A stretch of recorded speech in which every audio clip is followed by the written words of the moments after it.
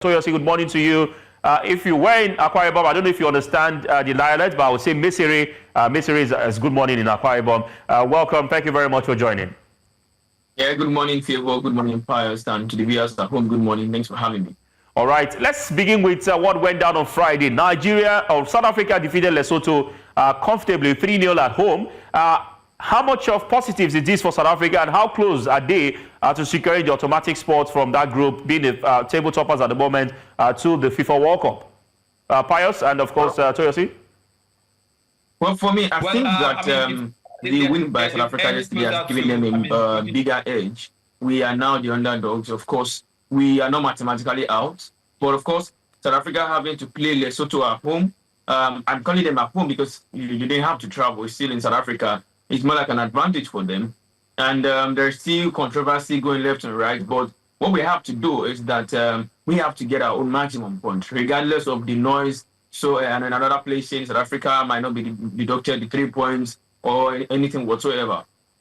Our job is still very, very much intact. Win all your games. And there's a possibility that if that point, the 3 points is deducted, it might, of course, be to the last day of the encounter. And if we also win, South Africa wins, goal difference might be what will separate us. Because if we're looking for the second position, it is very, very dicey at the moment. About 7 spots are secured in the best losers. So it's a very, very tough one for us. But I believe so much in our team that we can win the remaining 4 games. Pius, let me come to you now. A lot of persons are doing the permutation already. South Africa getting 16 points already in the bag. Nigeria must be Rwanda to start the chance. Some are also saying, why was the game played in South Africa? But then let's talk about this. Yes, a 3 point that Lesotho actually filed to FIFA, saying that South Africa fielded an ineligible player in the previous window. But FIFA is yet to say anything about it. What do you make of all this, and how would this impact, the table when eventually it happens by FIFA?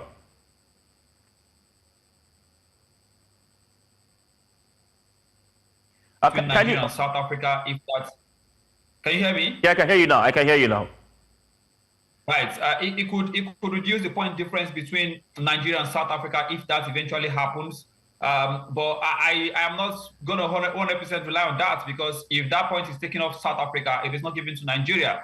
That's one thing many Nigerian fans do not really understand. It is not, we are not gaining the 3 points. If we were to gain the 3 points, if the 3 points were to be coming to Nigeria, I would have said, okay, fine, let's do what it takes to. But I mean, if you take that 3 points off South Africa, it reduces the gap between South Africa and Nigeria. That's the only thing that will happen. But if South Africa eventually wins their remaining games, even draw Nigeria and of course win their remaining games, because they're going to play Zimbabwe, and of course play Rwanda at home. I mean, they'll probably be home and dry. We are looking at the second spot, like Toyosi rightly mentioned. The second spot is also very, very competitive at this time. I do not even think we even have a chance at that spot, because 7 teams are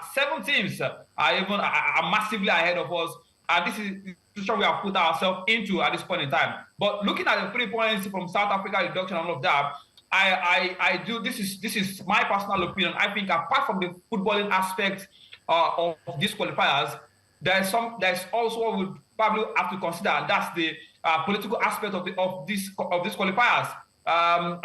If you probably will read meaning into all of these, but I think if that 3 points were to be deducted before this round of qualifiers, it probably will have an impact on how South Africa will have played the game they played yesterday and the game against Nigeria. But FIFA, they are probably leaving these things too late, and of course making it very easy for South Africa, because they've gotten 3 points again. If they get 3 points against Nigeria, regardless of the points deduction, they'll probably still be home and dry. Why not do the needful?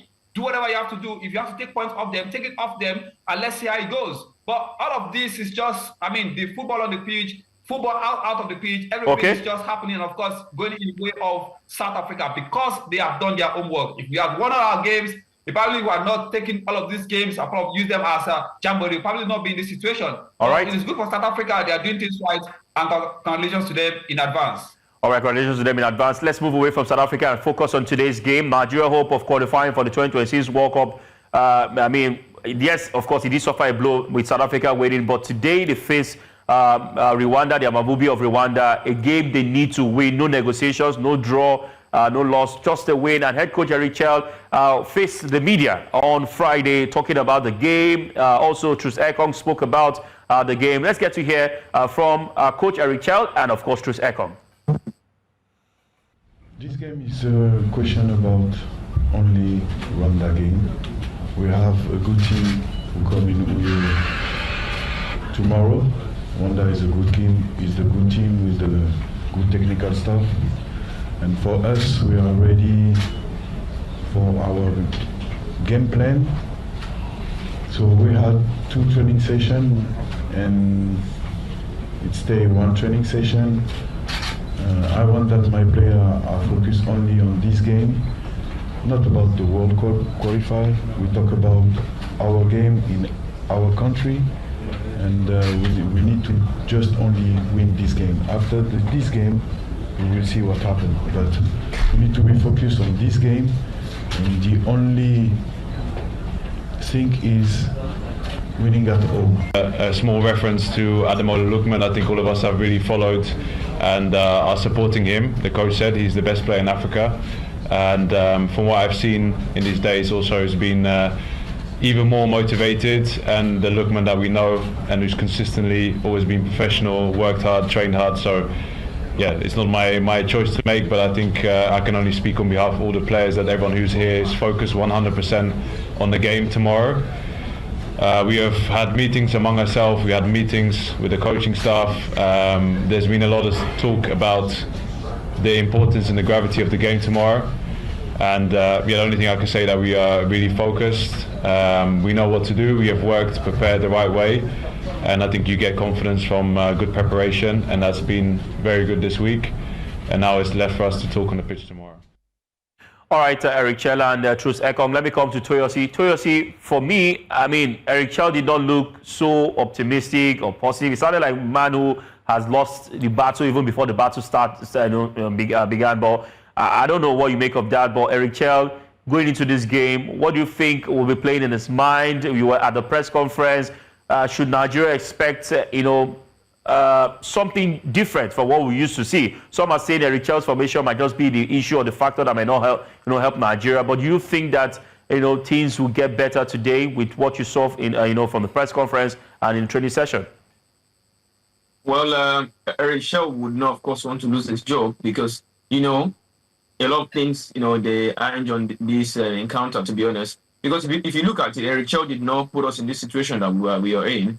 We've played 4 games before Eric Chelle came in, and those 4 games were the things that actually put us in this pit that we're in. Eric Chelle gave us our first win in this qualifying series, and against Zimbabwe, it could have been 2-2. But now going into the game against Rwanda, remember we played Rwanda away, and that was Eric Chelle's first win in charge, a 2-0 win, Osimhen scoring a brace. This game is something that we would, of course, win. Our first win on home ground. I'm assuring you that today. Eric Chelle doesn't look like he has given up. But of course, there is room for worry. You need to be worried, because if you're not worried, that means you don't care about the incident. Okay, we are chasing the pack. That's it. That's the position we're in, and it causes for worry. But your worrying does not mean that you don't have the inspiration to win. So it being a worrisome situation is good, but it gives you much hunger to, of course, want to do something good. All right, Pius, when it comes to Nigeria's squad, a lot of coaches in Africa believe it's easy to, play against Nigeria because the players are known. The kind of style of play is also known. Now, for Victor Osimhen, you have to mark him. He's one man. You don't leave one defender with. There's Chukwueze to the flank. There's Moses Simon to the other side. Do you think that has made it easy to play Nigeria in the last few months when it comes to the qualifiers? And for Ademola Lookman, a lot of persons are saying he did not have the very best of preseason. I mean, he barely played, for the team. Do you think that would also impact the team or affect the team negatively, knowing that? So, it's not 100% when it comes to his game. And what kind of tactics do you hope to see when Nigeria take on Rwanda later today? I probably will start with the last question. In terms of tactics, I have, tried as much as I can, especially in the last this champ tournament. I've tried as much as I can to, even predict Eric Chelle, of course, or maybe preempt him. But it's been very difficult for me myself, because Eric Chelle looked like one manager who doesn't like to bend. The CHAN tournament has just shown us that he doesn't, he sticks to what he believes in. And maybe sometimes it might work for him, maybe sometimes it might not actually work for him. That's where Eric Chelle, and of course his tactics. I probably think he probably will go with the normal formation what he used against Zimbabwe. What looks like a 4-3-3 for me, but sometimes it changes during the course of the game. But for the Super Eagles being predictable, I honestly don't think so.